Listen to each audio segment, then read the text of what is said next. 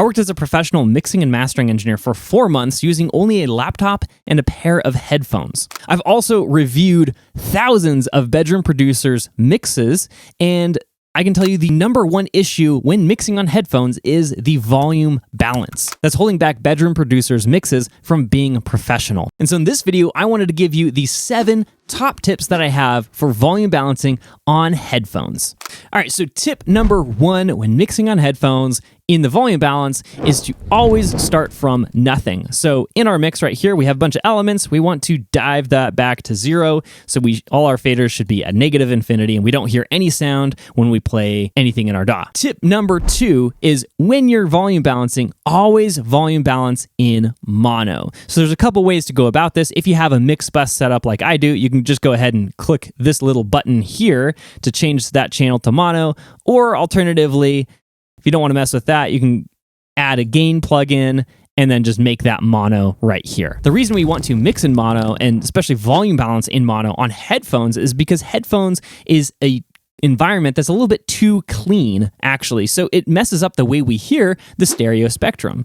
So I have monitors in front of me right now, and with those, you actually get some bleed between the left and right channels when it actually finally hits me. Because even though the left monitor is sitting to my left, I'm still hearing some of that in my right ear. So inherently, it changes the way we hear the stereo spectrum. And on headphones, because we're getting 100% of the right channel into our right ear and 100% of the left stuff into our left ear, we don't have that intermixing of frequencies and elements, and it actually impacts the way that we can volume balance well. So on most mixes on headphones, your snare, your kick, and your vocals are going to be too loud, and anything on the sides is actually going to be too quiet because we hear the opposite. So we hear the center channel being quieter, so we compensate for that by bringing those elements down. So we want to do the opposite in our mix, but without having to think about all that, we just make it mono, and it's very easy. We cut out all of that in our environment that we're mixing in, and we can very quickly volume balance the way that we're naturally inclined to anyway.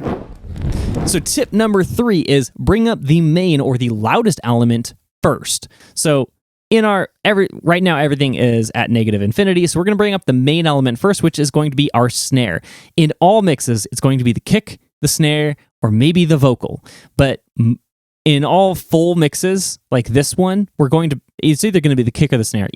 Regardless of you're mixing pop or hip hop or rock, they're all going to be the snare or the kick. That's assuming that you have some percussion inside of your mix. If not, then it's probably going to be the vocal. So tip number 4 is now that our vocal is up in our mix, the next items need to come in. And what we're going to be doing is focusing on distance rather than loudness inside of the mix. Because inherently, even as babies, we can tell when something is further away versus close to us with our ears, where our ears and hearing is designed to protect us from predators and just be aware of everything around us. And so we need to know whether a lion is 20 feet from us versus 2 feet from us. And that we can actually tell that with our ears. And so this is a much more natural way to tell loudness by focusing on the distance, how far something feels away from us versus the just inherent loudness. Because without trained ears, it's very difficult to tell just what's louder. And so change that question or change the frame in your mind from what's louder to what feels further away. Okay, so the next main elements in our mix that we want to bring up is this kick and the vocal. So in this, I'm going to be focused on the snare and think about the distance between the snare and the kick, and want to bring up the kick so it feels right behind that snare.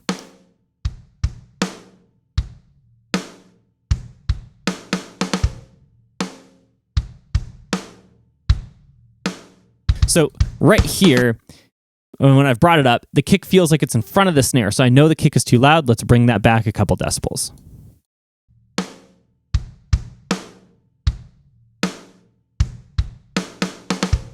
All right, so now let's bring up the vocal. The kick is sitting in the right spot. There's a problem rising. That's all just typical with you. Again, I bring it up so it feels in front of the snare. Now we're going to push it back until it feels like it's tucked right behind that snare again. Now there's a problem rising. That's all just typical with you and everything you do. Yeah, that's sounding perfect to me. So tip number 5 is when you're bringing up the rest of the elements inside of the mix, focus on the main elements. So the vocal is probably the easiest one to pay attention to. So focus solely on the vocal when you're bringing up other items. So I'm going to focus on the electric guitars next, and I'm going to listen to the main vocal. And why do I do this? This is a great question. Because inherently, when we're focused on the electric guitars, when I'm bringing the electric guitars up, I want to hear them. I really do. And so I'm going to bring them up until I can really hear them in the mix. And then all of a sudden, I'm going to realize that the guitars are too loud because they're covering up my vocal. And I don't, like, the vocal is supposed to be the main thing. That's supposed to be in the front. And so if my guitars are all of a sudden covering up the vocal, then I know that my guitars are too loud. So essentially, I want to listen to the main vocal, not the element I'm bringing up. Okay, now let's bring up these rhythm guitars. And now there's a problem rising. That's all just typical with you and everything you do. Too long. So right at that, kind of minus 11 spot where those rhythms were at, they sounded like they were covering up the vocal. They sounded like they were kind of coming in front of the vocal. And that's right where I know, okay, now I'm too loud. I need to back those off a bit. Now there's a problem rising.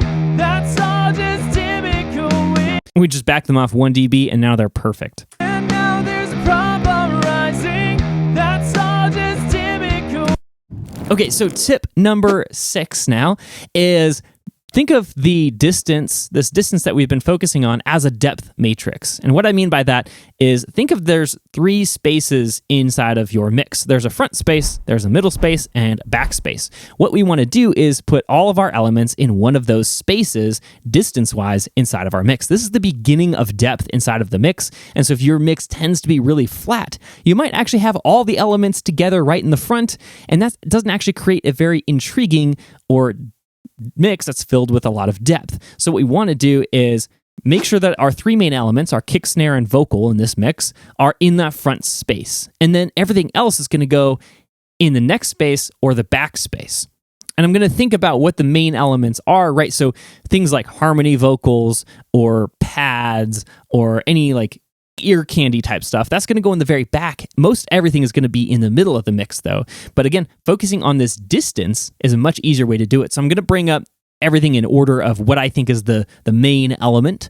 So thinking of the bass, the guitars, the lead guitars are kind of my main core elements of the mix that are going to be in that middle section. And then my synths, my harmonies, my gang vocals, backup vocals, those are all going to be in the back of the mix. So that's going to be the quietest element inside of my mix. So let's bring up the bass next. Again, we're going to be focusing on this distance, making sure that that is right in line with the guitars pretty much, and right behind that vocal, kick, and snare. And now there's a problem rising.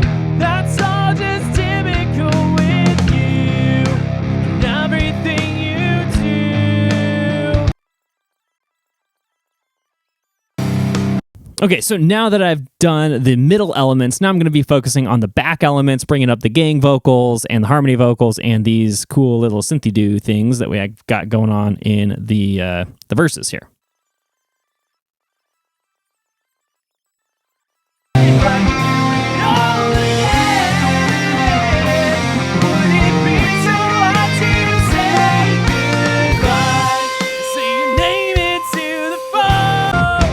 All right, and then tip number 7 is now we are going to be focusing on checking our volume balance and making sure that we didn't make any mistakes. Because again, headphones can be difficult in this stage of the process. So what we want to do is have some source of truth that we are actually listening to that is going to tell us whether we did a good job or not. So we're going to add a new audio track to this, and this is going to be our pink noise.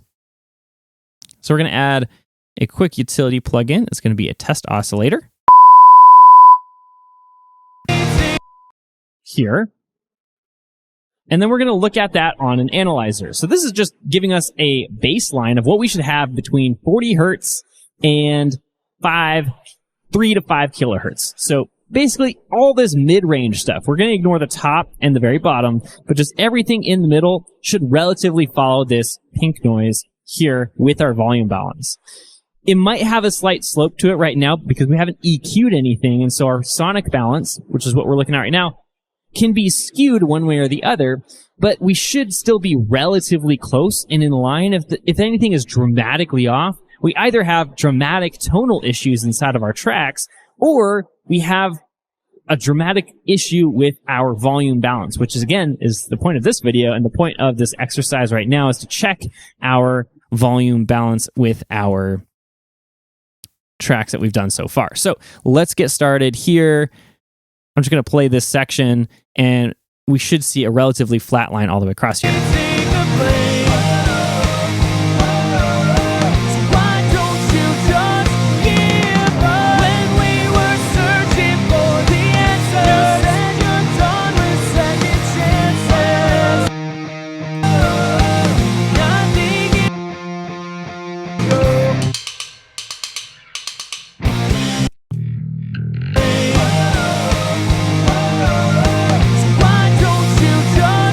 So, for example, if I turn my bass up really loud right here, you can see that bass is really poking out of the mix. That's a big red flag of my bass is way too loud now. And so even as it was, I think it might have been a touch too loud. So let's back that off and then bring it back in until it's about right.